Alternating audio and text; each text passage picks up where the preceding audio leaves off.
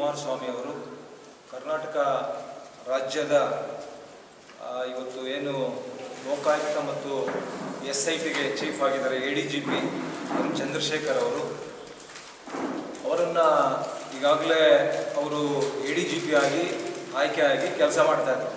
ಆದರೆ ಕುಮಾರಸ್ವಾಮಿ ಅವರ ಮೇಲೆ ಆರೋಪ ಮಾಡಿರ್ತಕ್ಕಂಥದ್ದು ಈಗಾಗಲೇ ಹಲವು ಪ್ರಕರಣಗಳಲ್ಲಿ ಆರೋಪಿಯಾಗಿರ್ತಕ್ಕಂಥ ADGP ಚಂದ್ರಶೇಖರ್ ಅವರು ಇದು 20 ಕೋಟಿ ರೂಪಾಯಿಗಳಿಗೆ ಏನು ಡಿಮ್ಯಾಂಡನ್ನು ಇಟ್ಟು ಅದರಲ್ಲಿ ಮುಂಗಡ ಹಣವನ್ನು 2 ಕೋಟಿ ರೂಪಾಯಿ ತರಿಸ್ಕೊಂಡಿರ್ತಕ್ಕಂಥದ್ದು. ಉಳಿದ ಹಣಕ್ಕೆ ಬೇಡಿಕೆ ಇಟ್ಟು ಅವರಿಗೆ ತೊಂದರೆ ಮಾಡಿದಾಗ ಅವರು ದೂರನ್ನು ಕೂಡ ಕೊಟ್ಟಿದ್ದಾರೆ. ಮಂಜುನಾಥ್ ಅನ್ನವರು ಒಂದು ದೂರನ್ನು ಕೊಟ್ಟಿದ್ದಾರೆ ಮತ್ತು ಶ್ರೀಧರ್ ಅನ್ನುವಂಥವ್ರು ಕೂಡ ಅವರು ಪೊಲೀಸ್ ಇಲಾಖೆಯಲ್ಲಿ ಕೆಲಸ ಮಾಡಿ ಅವರು ಕೂಡ ದೂರುಗಳನ್ನು ಕೊಟ್ಟಿರ್ತಕ್ಕಂಥದ್ದು. ಅದರ ಜೊತೆಗೆ ಇವತ್ತು ಊರು ಒಳಗಡೆ ತಗೊಂಡ್ಬರ್ಬೇಕು ಅಂತ ಹೇಳಿದ್ರೆ ಬಿಡೋದಿಲ್ಲ. ಅಲ್ಲಿ ನಟೋರಿಯಸ್ ರೌಡಿಗಳು ಒಂದು 4 ಜನ ದೊಣ್ಣೆಗಳು ಹಿಡ್ಕೊಂಡು ನಿಂತ್ಕೊಂತಾರೆ. ಗಣೇಶನನ್ನ ಊರೊಳಗಡೆ ತರಬಾರದು ಅಂತ ಹೇಳಿ DOSP ಆದಿಯಾಗಿ ಪೊಲೀಸ್ ಇನ್ಸ್ಪೆಕ್ಟರ್ಗಳ ಆದಿಯಾಗಿ ಸಬ್ ಇನ್ಸ್ಪೆಕ್ಟರ್ಗಳು ಸುಮಾರು 50-60 ಜನ ಪೊಲೀಸ್ನವರು ಮೂಕ ಪ್ರೇಕ್ಷಕರಾಗಿ 4 ಜನ ದೊಣ್ಣೆಗಳು ಹಿಡ್ಕೊಂಡು ನಿಂತ್ಕೊಂಡಿದ್ರೆ ಅದನ್ನ ನೋಡ್ಕೊಂಡಿರ್ತಾರೆ. ಆದ್ರೆ ಪೊಲೀಸ್ ಇಲಾಖೆ ಬದುಕಿದೆಯಾ? ಇಲ್ಲಿನ DYSP ಅಂತ ಹೇಳ್ಬೇಕಾ? ಪೊಲೀಸ್ ಇನ್ಸ್ಪೆಕ್ಟರ್ಗಳು, ಪೊಲೀಸ್ ಸಬ್ ಇನ್ಸ್ಪೆಕ್ಟರ್ ಸುಮಾರು 50-60 ಪೊಲೀಸ್ ಸಿಬ್ಬಂದಿ ಇದ್ದಾರೆ. ಯಾಕೆ SC/ST ಅವರು ಗಣೇಶನ ಪ್ರತಿಷ್ಠಾಪನೆ ಮಾಡಬಾರ್ದಾ? ಊರೊಳಗಡೆ ಮೆರವಣಿಗೆ ಮಾಡಬಾರ್ದಾ? ಆದ್ರೆ ಪೊಲೀಸ್ ಇಲಾಖೆಯಿಂದ ಇದನ್ನ ಯಾರು ಕೂಡ ನಿರೀಕ್ಷೆ ಮಾಡೋದಿಲ್ಲ. ತಿಮ್ಸಂದ್ರ ಒಂದೇ ಅಲ್ಲ, ಇವತ್ತು ಸಾಕಷ್ಟು ಕಡೆ ಇವತ್ತು ತಿಮ್ಸಂದ್ರದಲ್ಲಿ ಪೊಲೀಸ್ ಇಲಾಖೆಯಿಂದ ಒಂದು ಪರ್ಮಿಷನ್ ಕೊಡ್ತಾರೆ. ಒಬ್ಬರಿಗೆ ನೀವು ಶನಿವಾರ ಬಿಡಬೇಕು, ಇನ್ನೊಬ್ಬರಿಗೆ ಭಾನುವಾರ ಬಿಡಬೇಕು ಅಂತ, ವಿಸರ್ಜನೆ ಮಾಡಬೇಕು ಅಂತ. ಆದ್ರೆ ಭಾನುವಾರ ಯಾರು ಪರ್ಮಿಷನ್ ತಗೊಂಡಿದ್ರು ಭಾನುವಾರ ಅವರು ವಿಸರ್ಜನೆ ಮಾಡಿದ್ದಾರೆ. ಆದ್ರೆ ಶನಿವಾರ ಬಿಡ್ಬೇಕಾಗಿರ್ತಕ್ಕಂಥವನು ಮಂಗಳವಾರ ಬಿಡ್ತಾನೆ. ನಿಮ್ಮ ಪೊಲೀಸ್ ಇವತ್ತು ನಾನು ಹೇಳ್ತೀನಿ, ಇವತ್ತು DYSP ಅವರಿಗೆ ನಿಮಗೆ ನಾಚಿಕೆ ಮಾನ ಮರ್ಯಾದೆ ಏನಾದ್ರು ಇದ್ರೆ ಇವತ್ತು ನೀವು ಭಾನುವಾರ ನಿಮ್ಗೆ ಪರ್ಮಿಷನ್ ವಿಸರ್ಜನೆ ಮಾಡುವಂತದಕ್ಕೆ ಪರ್ಮಿಷನ್ ಕೊಟ್ರೆ ಮಂಗಳವಾರ ಬಿಡ್ತಾರೆ ಅಂತ ಹೇಳಿದ್ರೆ ನಿಮ್ ಪೊಲೀಸ್ ನೀವೇನು ಪರ್ಮಿಷನ್ ಕೊಟ್ಟಿದ್ರೆ ಅದಕ್ಕೇನಾದ್ರೂ ಕಿಮ್ಮತ್ ಇದೆಯಾ? ಅದಕ್ಕೇನಾದ್ರೂ ಗೌರವ ಇದೆಯಾ? ನಿಮ್ ಪೊಲೀಸ್ ಇಲಾಖೆ ಯಾಕೆ ಕೊಡ್ಬೇಕು? ನೀವು ಏನಕ್ಕೆ ಬೇಕು? ನೀವು ಕೊಟ್ಟಿರ್ತಕ್ಕಂಥದ್ದು ಭಾನುವಾರ, ಅವ್ರು ಬಿಡ್ತಕ್ಕಂಥದ್ದು ಮಂಗಳವಾರ.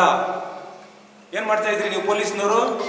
ಯಾಕೆ ಕೊಡ್ಬೇಕಾಗಿತ್ತು? ಹಾಗಾದ್ರೆ ನೀವು ಗ್ರಾಮಾಂತರದಲ್ಲಿ ಇನ್ಸ್ಪೆಕ್ಟರ್ ನೀನು ಕೊಡ್ತಕ್ಕಂಥ ನೀನು ಸಹಿ ಆಗುವಂತದಕ್ಕೆ ಏನಾದ್ರೂ ಒಂದು ಸ್ವಲ್ಪ ಗೌರವ ಇದೆಯಾ? ಇದನ್ನು ನೋಡಿಕೊಂಡು DYSP ನಾನು ಮಾದಮಂಗಲದ ವಿಚಾರದಲ್ಲಿ SP ಅವರಿಗೆ ದೂರವಾಣಿ ಮಾಡಿ ಫೋನ್ ಮಾಡಿದಾಗ SP ಅವರು ಅವ್ರಿಗೆ ಕ್ಲಾಸ್ ತಗೊಂಡಿದ್ದಾರೆ. ಕ್ಲಾಸ್ ತಗೊಂಡ್ಮೇಲೆ ಅಲ್ಲಿರ್ತಕ್ಕಂಥ ನಮ್ಮ ಹುಡುಗನ್ಗೆ ಹೇಳ್ತಾರೆ DYSP ಅವರು, ನನ್ನ ಮೇಲೆ ಯಾರು ದೂರ ಹೇಳಿದ್ರು ಥ್ಯಾಂಕ್ಸ್ ಅವ್ರಿಗೆ ಅಂತ. ಇಂಥವೆಲ್ಲ ನಡೆಯೋದಿಲ್ಲ. ನಿನ್ನ ಅಧಿಕಾರ, ನಿನ್ನ ಕುರ್ಚಿಗಾಗಿ ಸಾರ್ವಜನಿಕರನ್ನ ಬಲಿ ಮಾಡಬೇಡಿ. ಇವತ್ತು DYSP ಅವರಿಗೆ ನೇರವಾಗಿ ಹೇಳ್ತೇನೆ, ನೀವು SP ಅವ್ರಿಗೂ ಕೂಡ ಯಾರ ಮೇಲೇನೂ ಕಂಟ್ರೋಲ್ ಇಲ್ಲ, DYSP ಮೇಲೇನೂ ಕಂಟ್ರೋಲ್ ಇಲ್ಲ, ಇನ್ಸ್ಪೆಕ್ಟರ್ ಮೇಲೆ ಕಂಟ್ರೋಲ್ ಇಲ್ಲ. ಇವತ್ತು ಯಾವುದೋ ಒಂದು ಹೆಬ್ರಿಯಲ್ಲಿ ಗಲಾಟೆ ಆಗಿದೆ 3-4 ದಿನ ಹಿಂದೆ, ಮಂತ್ರಿಗಳ ಹೆಸರು ಹೇಳ್ಕೊಂಡು ತಕ್ಷಣ FIR ಆಗೋದು. ಇನ್ನೊಂದು ಕೌಂಟರ್ ಕಂಪ್ಲೇಂಟ್ ಕೊಟ್ಟಾಗ ಹಣ ಕೊಡಬೇಕು. ದುಡ್ಡು ತಗೊಂಡಿದ್ದಾನೆ, ದುಡ್ಡು ತಗೊಂಡು 3 ದಿನ ಆದ್ಮೇಲೆ FIR ಮಾಡಿದ್ದಾನೆ. ಇಲ್ಲಿ ರೂರಲ್ ಸ್ಟೇಷನ್ ಅಲ್ಲಿ ಇರ್ತಕ್ಕಂಥ ಇನ್ಸ್ಪೆಕ್ಟರ್ ಯಾವನ ಶಿವರಾಜ್ ಅಂತ ಹೇಳಿ. ಆದ್ರೆ ಪೊಲೀಸ್ ಇಲಾಖೆ ಇವತ್ತು ಯಾವ ದಿಕ್ಕಿಗೆ ಹೋಗ್ತಾ ಇದೆ? ಸಂಪೂರ್ಣವಾಗಿ ಇವತ್ತು ಈ ಸರ್ಕಾರ ಸುಳ್ಳು ಹೇಳಿ ವಂಚನೆ ಮಾಡಿ ಇವತ್ತು ಅಧಿಕಾರಕ್ಕೆ ಬಂದು ಯಾವ ರೀತಿ ಆಡಳಿತ ಮಾಡ್ತಾ ಇದ್ದಾರೆ.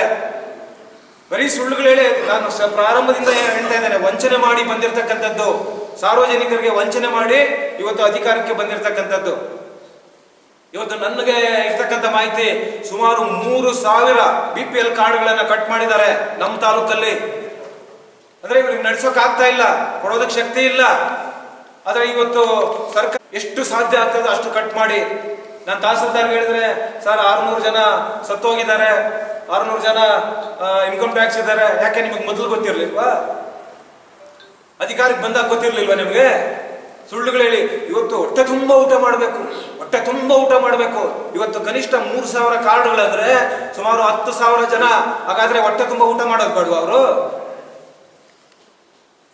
ಇವತ್ತು ಎಲ್ಲ ಈ ಸರ್ಕಾರ ಬಂದ ಮೇಲೆ ಕೊಲೆಗಳು ಹೆಚ್ಚಾಗಿದ್ದಾವೆ, ಸುಲಿಗೆ ಹೆಚ್ಚಾಗಿದೆ, ದರೋಡೆಗಳು ಹೆಚ್ಚಾಗಿದೆ.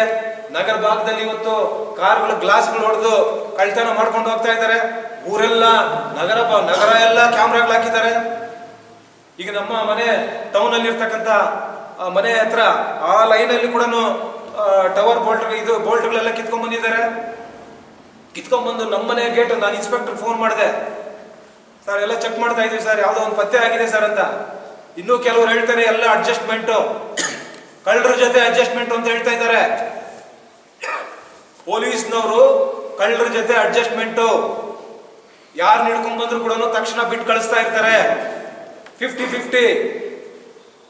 ಆದ್ರೆ ಇವತ್ತು ಪೊಲೀಸ್ ಇಲಾಖೆ ಸತ್ತಿದೆ. ಚಿಂತಾಮಣಿ ಅಷ್ಟೇ ಅಲ್ಲ, ಜಿಲ್ಲೆ ಅಷ್ಟೇ ಅಲ್ಲ, ಇಡೀ ಕರ್ನಾಟಕ ರಾಜ್ಯದಲ್ಲಿ ಇವತ್ತು ಪೊಲೀಸ್ ಇಲಾಖೆ ಸತ್ತಿದೆ. ಇಂಥ ಆರೋಪ ಇರ್ತಕ್ಕಂಥ ಅಧಿಕಾರಿಗಳನ್ನ ಇವತ್ತು ADGP ಒಂದು ಉನ್ನತ ಸ್ಥಾನದಲ್ಲಿ, ಇವತ್ತು ಲೋಕಾಯುಕ್ತ ಮತ್ತು SITಯಲ್ಲಿ ನೀವು ಇಂಥ ಉನ್ನತ ಸ್ಥಾನದಲ್ಲಿ ನೀವು ಆರೋಪಿಗಳನ್ನ ಇಟ್ಕೊಂಡು ಇವತ್ತು ನೀವು ಕೆಲಸ ಮಾಡ್ತಾ ಇದ್ದೀರಾ. ಅದು ಆಮಿಷ ಬೇರೆ. ಬೆಂಗಳೂರು ನಗರ ಪೊಲೀಸ್ ಕಮಿಷನರ್ ಅನ್ನ ನಿಮ್ಮನ್ನು ಮಾಡ್ತೇವೆ, ಕುಮಾರಸ್ವಾಮಿನ ಒಳಗಡೆ ಆಗ್ಬೇಕು, ಯಡಿಯೂರಪ್ಪನ ಒಳಗಡೆ ಆಗ್ಬೇಕು, ವಿಜಯೇಂದ್ರನ ಒಳಗಡೆ ಆಗ್ಬೇಕು. ಯಾರ್ಯಾರು ಇವರ ವಿರುದ್ಧ ಮಾತನಾಡ್ತಾರೆ ಇವರನ್ನೆಲ್ಲರಲ್ಲೂ ಕೂಡ ಒಳಗಡೆ ಆಗ್ಬೇಕು. ಇಂಥ ಭ್ರಷ್ಟ ಅಧಿಕಾರಿಗಳನ್ನ ಇಟ್ಕೊಂಡು ನಾವು ಇವತ್ತು ಚಿಂತಾಮಣಿ JDS ಒತ್ತಾಯ ಮಾಡ್ತೇವೆ. ಕೂಡಲೇ ಇವತ್ತು ಮಾನ್ಯ ರಾಜ್ಯಪಾಲರಿಗೆ ಮತ್ತು ಮುಖ್ಯ ಕಾರ್ಯದರ್ಶಿಗಳಿಗೆ ಇವತ್ತು ಮನವಿ ಪತ್ರವನ್ನು ಕೊಡ್ತಾ ಇದ್ದೇವೆ. ಇಂತಹ ಭ್ರಷ್ಟ ಅಧಿಕಾರಿಯನ್ನ ಕೂಡಲೇ ವಜಾಗೊಳಿಸಬೇಕು, ಸೇವೆಯಿಂದ ವಜಾಗೊಳಿಸಬೇಕು ಅನ್ನುವಂಥ ಒತ್ತಾಯವನ್ನು ಇವತ್ತು ನಾವು ಮಾಡ್ತಾ ಇದ್ದೇವೆ.